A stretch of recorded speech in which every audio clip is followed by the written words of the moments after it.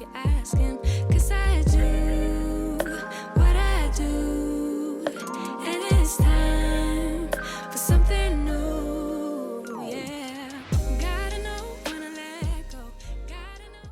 Hi dolls and gents, I'm back with a new video on this gorgeous hair right here. I want to give a big thank you to Tinashe Hair for sponsoring today's video. This is their deep wave 24-inch 5x5 HD lace closure wig.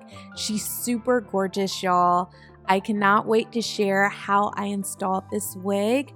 But if you have not already subscribed to my YouTube channel, go ahead and click that subscribe button down below. Thumbs up this video if you haven't done so already, and let's get into this wig install. So the wig arrived in this gorgeous light pink satin bag. It also came with bobby pins, a headband, straw comb, wig cap, satin cap, wig clips, edge brush, and mink eyelashes. Here's the natural texture of the hair after co-washing without any product, and here's the inside of the cap. It comes with 3 wig combs, adjustable straps, and it has HD lace. And let's go ahead and throw the wig on our head. I'm going to make sure it's situated in the middle of my head so that that lace lines up perfectly. Next, I'm going to go ahead and clip away the hair so that when I lay the lace, it's not in the way. Next, I'm going to use an eyebrow razor to cut the lace off of this wig. And this is just to ensure that it gives a jagged edge. You can also use scissors, but when I use scissors, I do a back and forth motion. So this kind of eliminates it because it creates that natural jagged lace for the hairline, so it doesn't look straight across and unnatural. Next, I'm going to use the Abin Wonder Lace Spray in the red can today, and this is a little bit more hold than the yellow can that I typically use. And I am just going to do one line across. It gives me great hold, so I don't have to do several layers, but I only wear my wigs for like 2 to 3 days max. A lot of the times I do like to take it off overnight. That's just what works for me, but this could definitely get you a couple days wear if you don't sweat a lot. Next, I'm gonna pull down the lace and make sure it's lined up perfectly with the spray, and then I'm gonna push it in with my fingers first. This is just to make sure that there's no extra spray anywhere on my forehead. I'm just filling for that lace, and now I'm gonna take the back of a rat tail comb and I'm gonna push down the lace right where it meets my forehead so that it looks nice and flush. So I typically do not do this. I normally tint my lace, but I need to order some more. So we're gonna fake it. We're gonna take a little bit of powder and apply it to the lace. And this is just so it blends in more seamlessly with my skin tone. So now it's time for that final melt. This is how I get all of my lace to melt into my skin flawlessly. I am going to pin up my hair and get it out the way. And then I'm going to take my elastic band and apply it as tight as I can without giving me a headache.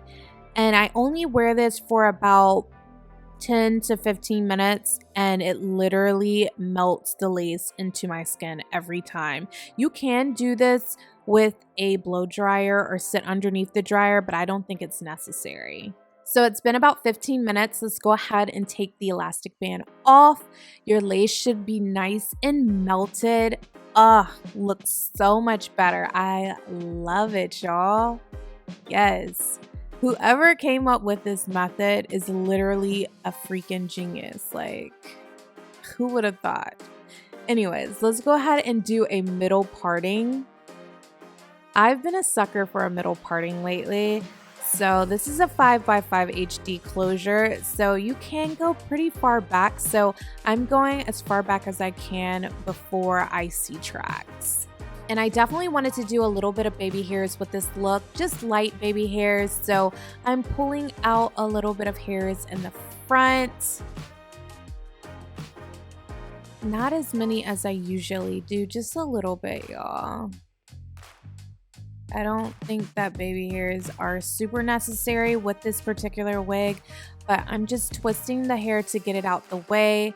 I just like the way that it looks, especially with like wavy and curly textured hair. I love baby hairs with it. I don't care if baby hairs go out of style, but I think it's also good for you to have options. So if you don't like baby hairs, you could definitely rock this wig without it. So now that the baby hairs are out the way, I'm going to use a little bit of water mixed with leave-in conditioner. This is my Kinky Curly Knot today. I use this on my natural hair as well as any wavy or curly textured wigs that I have. And this really helps to refresh the curls and pop in. And it leaves a light hold. It doesn't leave the hair crunchy or anything. It just defines the hair and kind of gives it that wet and wavy look.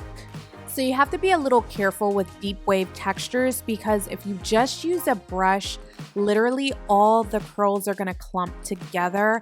I'm not sure why that is, but I like to go in with the brush first and then I will finger comb later. And that is key if you do not want your deep wave curls to end up clumping on top of one another, because I don't like that look. Some of you may like that look, but I like a more defined curl, like wet and wavy vibe when I wear this kind of texture. So I'm using a little bit of mousse right now and I'm running it over the top of my hair just to make it more flat and seamless. And then now I'm going through my hair, raking the product through, and I'm finger combing the curls just to give it that nice defined texture that I was talking about. And I'm doing the exact same thing on the other side of my head. I sped it up just because you don't need to see me doing the same thing like twice in a row, but just so you could get the whole vibe. I'm going in with my brush, then I finger comb, and then I use the mousse. And I always use the water mixture with leave-in. It gives me a really nice definition to literally any wavy or curly texture that I wear. And then the mousse just adds to defining that texture as well as laying the top of my wig down, because I typically use a hot comb, but I don't do that on my wavy or curly textured wigs. So now it's time to get those baby hairs in order. I'm gonna go ahead and take my eyebrow razor again, and I'm just going to jaggedly cut these baby hairs.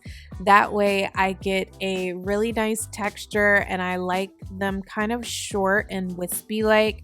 I feel like it gives a more natural look. I mean, baby hairs like this don't look natural, but I just like the way that it looks, to be honest. So yes, I am using a toothbrush. I really like the way that a soft toothbrush does the baby hairs as opposed to an actual edge brush, because the bristles on the brush are a little bit more hard and I don't like that. I like my brush to be soft when I do the baby hairs. I don't know, maybe that's just me. If you're the same way, let me know in the comments down below. If you don't like baby hairs, you're probably like, what the hell are you talking about, girl? This isn't necessary either, but I wanted to run a little bit of concealer down my parting just to accentuate that area a little bit more and give me a more defined parting. So here is the finished look after allowing the wig to air dry for about an hour. It's about 80% dry right now, y'all. So I am loving how fluffy and defined these curls are. If you enjoyed this video, please share it with all your friends. That helps so much. And be sure to like this video. I've been going for consistency lately, so if you missed any of my latest videos, definitely click the box right here, and I will catch y'all in my next one. Bye.